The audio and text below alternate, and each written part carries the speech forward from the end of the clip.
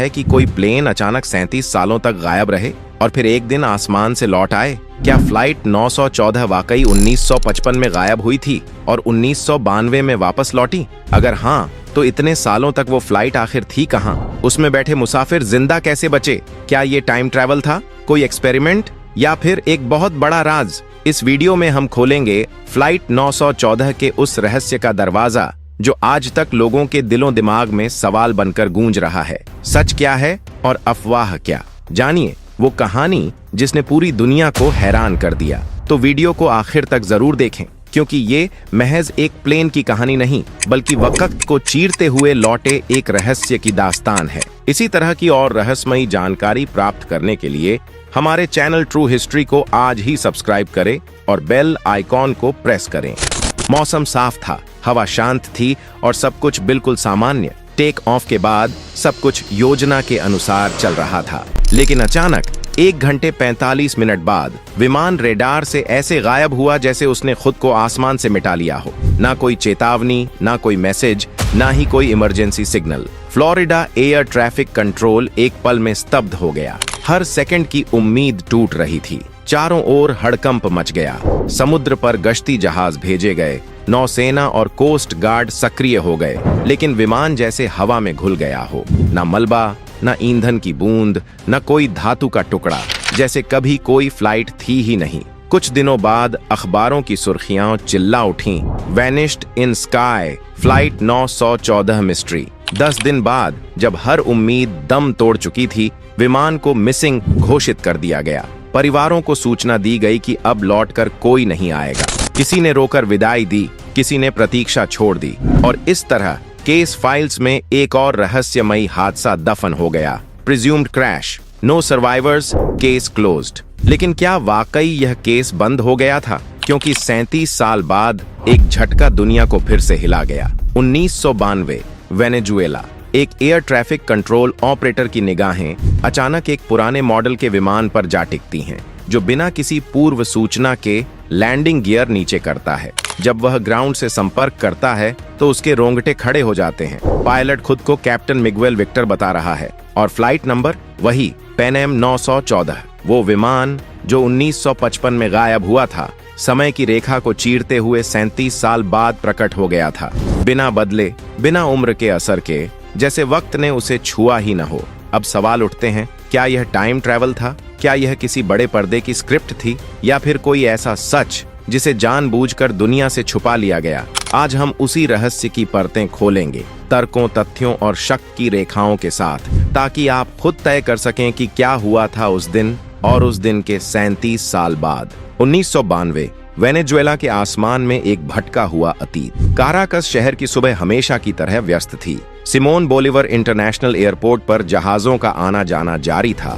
Runway पर सुबह की धूप गिर रही थी और कंट्रोल रूम में सब कुछ सामान्य लग रहा था। लेकिन फिर रडार स्क्रीन पर एक साया उभरा। एक ऐसा विमान जिसकी न तो कोई पूर्व सूचना थी, न ही उसका ट्रांसपॉन्डर सिस्टम के किसी रजिस्टर में मौजूद था। रडार पर उसकी मूवमेंट, उसकी ऊंचाई, उसकी दिशा, सब कुछ वैसा लग रहा था जैसे 1950 के दशक की कोई तकनीक अचानक लौट आई हो।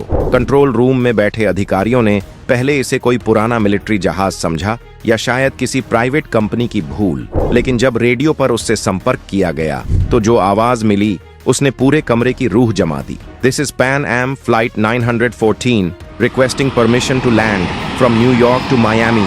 पल भर के लिए जैसे वक्त रुक गया हो। कंट्रोलर एक दूसरे की तरफ देखने लगे। डर और अविश्वास उनकी आंखों में साफ झलक रहा था। पैन अमेरिकन एयरलाइंस तो पिछले साल 1991 में बंद हो चुकी थी और फ्लाइट 914 वो तो 37 साल पहले गायब हो चुकी थी, बिना किसी सुराग के। तुरंत पुराने रिकॉर्ड्स की पड़ताल शुरू हुई। कोड्स मिलाए गए, कॉल साइन चेक किया गया और फिर जो सामने आया उसने हर संदेह को हकीकत में बदल दिया। कैप्टन का नाम मिगुएल विक्टर, वही नाम जो फ्लाइट 914 की उड़ान सूची में दर्ज था। ट्रांसपॉन्डर कोड भी वही। सब कुछ जैसे समय ने उस उड़ान को वहीं रोक दिया हो जहां से उसने विदा ली थी। एयरपोर्ट प्रशासन तुरंत हरकत में आया। सुरक्षा बलों को तैनात किया गया, मेडिकल स्टाफ को बुलाया गया, इमिग्रेशन टीमें अलर्ट हो गईं और तभी घोषणा हुई, Pan Am flight 914 clear to land on runway 5। थोड़ी ही देर में नीले आसमान से एक पुराना हवाई जहाज उतरा, डगलस DC-4, जिसकी बॉडी पर मिट्टी जमी थी। पेंट जगह जगह से उड़ चुका था, विंग्स पर हल्का जंग लगा था और आधुनिक नेविगेशन सिस्टम का नामो निशान नहीं था। जैसे किसी संग्रहालय से निकलकर हवा में उड़ते उड़ते वह मशीन वापस आ गई हो। लेकिन असली झटका तब लगा जब दरवाजा खुला। यात्री एक एक कर बाहर आने लगे। महिलाएं 50 के दशक की घुटनों तक की स्कर्ट में थीं। पुरुषों ने फेडोरा हैट और पुराने डिजाइन के सूट पहन रखे थे। उनके हाथों में थे पुराने स्टाइल के सूटकेस और टिकट, हाथ से लिखे हुए कागज के टुकड़े। कोई बारकोड नहीं, कोई इलेक्ट्रॉनिक डेटा नहीं, सब कुछ जैसे पुराने जमाने की फोटोग्राफ से निकला हो। एक महिला गोद में बच्चा लिए खड़ी थी, शायद 3 साल का होगा। लेकिन यदि 1955 में वो 3 साल का था, तो आज 1992 में उसकी उम्र 40 के पार होनी चाहिए थी। तो फिर यह सब क्या था? एक तकनीकी गलती, एक सोची समझी साजिश, या फिर समय की किसी दरार से फिसलकर लौट आया वह विमान? लोगों की नजरें उस पल जैसे जम गई थीं। काराकस एयरपोर्ट पर हर किसी का चेहरा हैरानी से भरा हुआ था। उस पुराने धूल सने विमान से जब यात्री बाहर निकले तो उनका चेहरा किसी भ्रमित इंसान की तरह था, जैसे वो किसी दूसरी दुनिया में उतर आए हों। घटना की शुरुआत सुबह 9:15 बजे हुई थी और कुछ ही घंटों में यह खबर मीडिया तक पहुंच गई। देखते ही देखते न्यूज चैनलों की हेडलाइंस में एक ही बात थी, सालों बाद लौटी रहस्यमयी फ्लाइट। क्या टाइम ट्रैवल हुआ है? टाइम ट्रैवलर प्लेन ने लैंडिंग की। हर जगह हड़कंप मच गया। कैमरे चमकने लगे, रिपोर्टर्स की भीड़ उमड़ पड़ी और सरकारी एजेंसियों की सक्रियता अचानक तेज हो गई। एयरपोर्ट पर इमिग्रेशन ऑफिसर हुवान दे ला कोर्ट को जांच के लिए विमान के पास भेजा गया। उसने जैसे ही पूछताछ शुरू की, पायलट ने अचानक दरवाजा बंद कर दिया और बिना किसी अनुमति या संकेत के विमान दोबारा उड़ गया। सब हैरान, स्तब्ध और डरे हुए बस आसमान की ओर देखते रह गए। वो विमान फिर कभी नहीं देखा गया। इस घटना ने पूरी दुनिया को 2 हिस्सों में बांट दिया। एक वर्ग का मानना था कि ये घटना टाइम ट्रैवल का जीवित प्रमाण है, वहीं दूसरा वर्ग इसे एक शातिर अफवाह या कल्पित कहानी मानता रहा। लेकिन असली मोड़ तब आया जब 1993 में अमेरिका के मशहूर टैबलॉइड वीकली वर्ल्ड न्यूज ने एक विस्फोटक आर्टिकल प्रकाशित किया। उसकी हेडलाइन थी, वापस लौटी फ्लाइट 1955 से सीधा 1992 में। इस रिपोर्ट में चौंकाने वाले दावे किए गए थे। कहा गया कि विमान और उसमें मौजूद यात्रियों को कुछ समय के लिए सरकारी एजेंसियों ने अपने कब्जे में लिया था। लेकिन जो बात सबसे ज्यादा डरावनी और रहस्यमयी थी, वो ये कि यात्रियों की उम्र में कोई बदलाव नहीं आया था। वे वैसे ही दिख रहे थे जैसे 1955 में थे। न कोई झुर्रियां, न कोई बूढ़ापन। रिपोर्ट के अनुसार पायलट और कुछ यात्रियों ने खुद यह स्वीकार किया कि उनके लिए समय बीता ही नहीं। उनके मुताबिक उन्होंने तो सिर्फ कुछ ही घंटों की उड़ान भरी थी। और फिर रिपोर्ट में कुछ पुरानी धुंधली तस्वीरें भी थीं, जिनमें यात्री पुराने कपड़ों में डरे सहमे से खड़े नजर आ रहे थे।